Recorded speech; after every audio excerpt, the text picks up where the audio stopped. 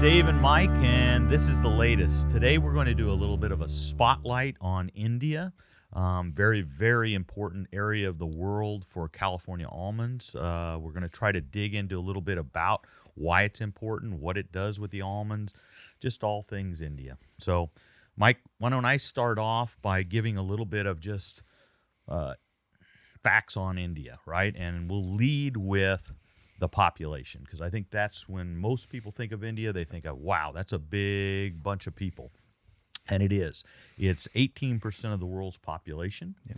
It's 1.39 billion, if you wanted to count them all, billion with a B.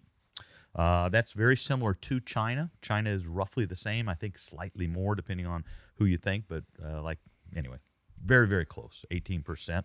The USA in comparison is 330 million, so 1.39 to 330.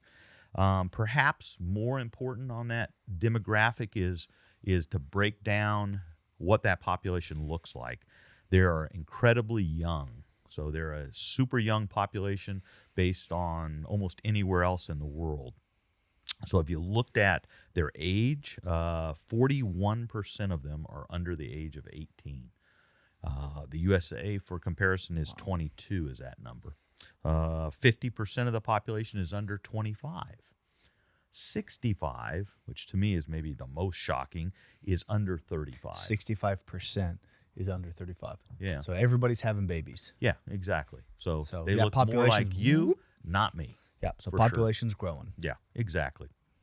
If you looked at that average age, 29 in India, and then to compare it to China, it's 37. And predominantly males in China, right? So that population's probably stagnating, if not going backwards a little bit, where in India, you're starting to see that continue to grow because everybody's young, everybody's having families, right? That middle class is growing. Right, and then so I'll lead right into that. Yeah. So it's the middle class, and that's a definitional thing, what it means in India, who knows, but basically we think of it as a consumerism class, is considered to be 600 million people. Almost twice the size of the United States total population. Yeah, so huge. Growing, young population, economically, they're doing very well. Yeah.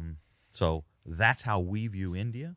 Why don't you give us a little bit of their spin and maybe how the almonds fit into that? So almonds are, cultural in India, traditional, I would say, kind of interwoven through their history. Originally, I think they were buying it from probably, Iran, Afghanistan, things like that. But, as California comes onto the scene, it's more of a consistent supply. It's, kind of, again, still fitting into that cultural aspect. So, mothers are feeding it to the children to promote brain stimulation, focus during school. It's a big holiday gift-giving item. It's more of a high upper echelon probably type item that you would give people. So it's not cheap or like peanuts or anything like that. Mm-hmm. So I think it's an aspirational kind of sign of wealth potentially. Mm-hmm. You could call it.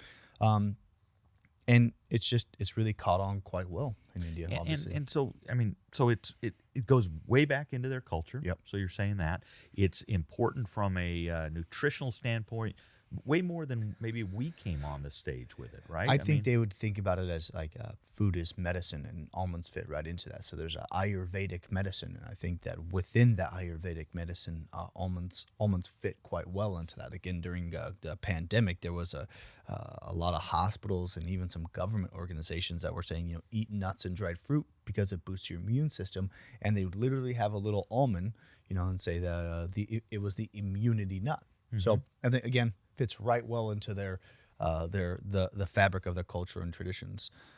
They take it as in-shell, they crack it out because they don't like blemishes, chips, and scratches or anything like that. So that's why you see us always shipping in-shell into India. So again, fits very well with the and that in-shell, when you say it's 95% plus is how they receive it. And like you said, just because culturally or they've been built to look for this almond to be perfect. So I kind of want to go into a little bit of, where we are, what's going on in India. So over the last 10 years, India's grown basically on average by 30% a year. So they've tripled over the last 10 years. So it's just been fantastic growth. Almost no other market has done that. And last year, India was about 12% of the total shipments for the year. So they're a huge consumer. They're the and largest. They're growing Right. in a big way. They're the largest export destination that we ship to. So again, back to my original deal.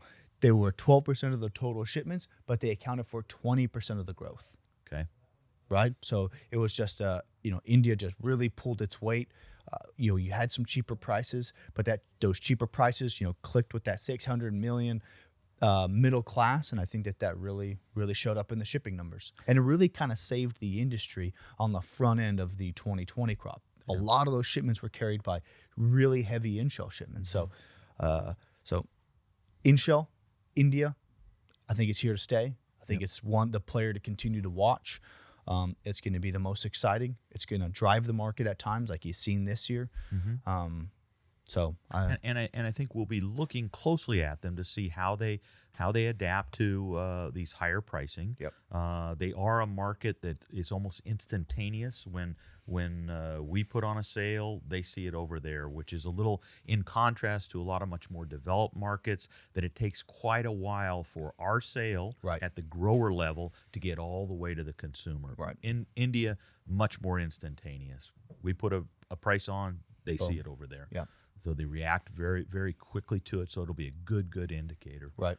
So super important part of the world. We're going to, in the coming weeks, try to spotlight a few of these other ones, try to give you guys a little sense of what your California almonds mean and where they're going to individual areas of the world.